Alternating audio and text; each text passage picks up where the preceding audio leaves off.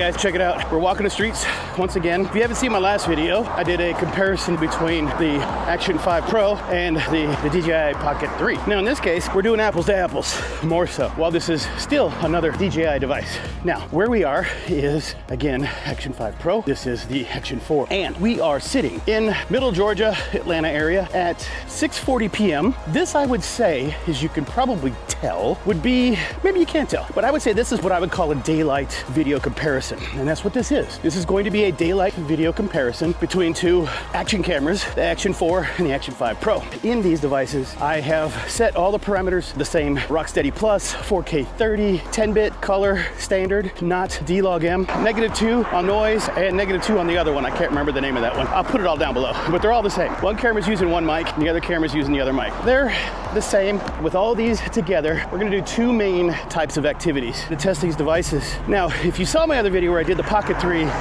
Action 5, I did an in-house comparison, and it was rather telling. But in this condition, because of the light or the sun being as low as it is in the sky, I didn't find it necessarily fair to try and do that at this time. And more so because these are Action cameras, I figured it would be better served to do all this outside. Maybe later I'll do an indoor comparison where I'm just indoors shooting standard video. But if you want to see how the Action 5 Pro handles it, I did it with the previous video where I did the comparison with the Pocket 3, and I'll post that up here somewhere so you can go check it out. But in this case, with these cameras, we're going to talk about what do we see in a few situations. This right here is the standard walking the streets, cars driving by, see if you got a little motion blur type stuff going on with the motion of the cars, see if you got good details, color. I'm wearing a bright red shirt. Let's go ahead and switch this around real quick so you can see this, right? Also, how's the stabilization? There is a clear difference in the screen. The Action 5 Pro has an OLED screen as opposed to just an LED screen. So it is significantly different, especially in a brighter light condition like this. Basically full daylight, but I can still see the screens quite well. And I mean the screens on the Pro 5. Now, you can see over there, the sun is about to go down. It is not at sunset yet, but it's getting pretty close. And you can't really see it because there's a lot of trees in the way. Now, I said that there's gonna be two scenarios. The second scenario is gonna be down there in a very treed, wooded lot. I love that view down there because you can see and feel like you're in the forest and the trees. All right, as the sun goes down, here's the interesting part. That's gonna be that area that I'm pointing at to the side. It's still gonna have plenty of indirect sunlight, and it's gonna be decently lit. But because the sun is at such a far angle, we're not gonna have any of the bright light flickering on and off as you might get from a sun that's directly above you. So we'll see how this turns out. I think this is gonna be pretty good because it is fairly bright out still. I don't think this would warrant a low light condition yet. And if you haven't seen it, I've also done a low light condition with both these cameras in a very janky setup that worked before I got this bracket. So, all right, we're gonna be heading up to a place where I'm gonna be turning. And in that turn, we'll head down into what's called the Greenway, and we'll get to enjoy a little bit of more or less light. Now that we're here, let me show this to you.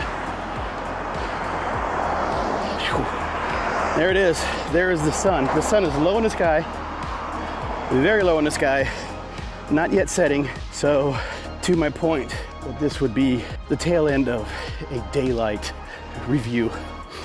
You got to see the sun going down. All right, here we go.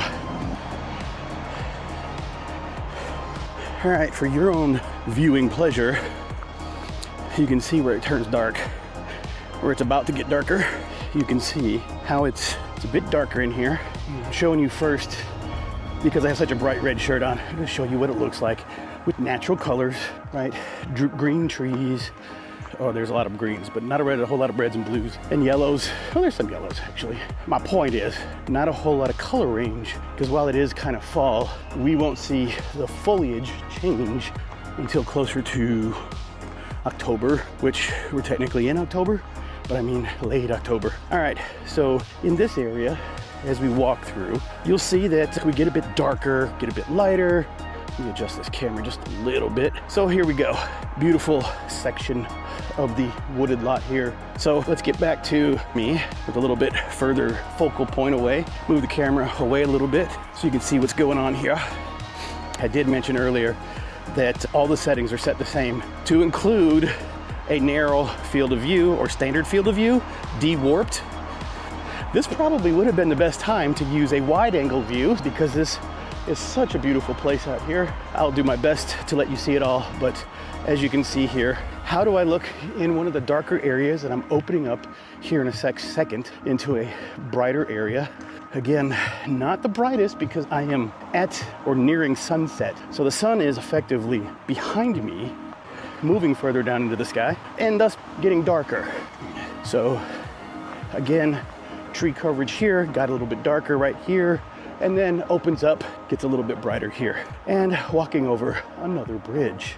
All right, guys, so again, getting into a darker section as we go. What do you see? What do you like between the two devices? This is the Action 5 Pro, and this is the Action 4. So do they warrant, sorry, I had to touch the screen to get it to turn back on. Does the 5 warrant the refresh to jump above the 4? And just for complete clarity, I bought both these devices. DJI has not asked me to do this. I'm doing this on my own because I like the action cameras. I like having a small, compact, but good quality camera to record videos for all kinds of facets. I still like to ride a bike.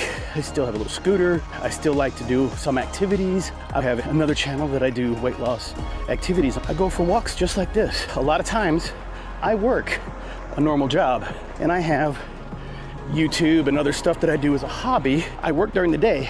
So the rarity of times that I have a chance to get away from work and exercise is usually in the evening, and usually later than this.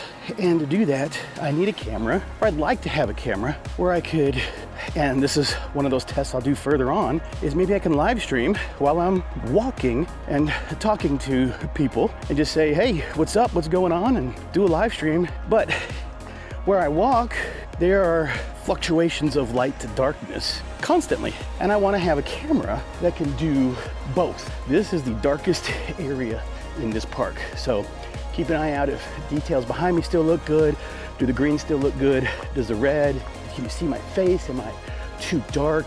Yeah, but again, back to my point of, I want a camera that does the best that it can throughout all, or as many as the variations that I'm running across.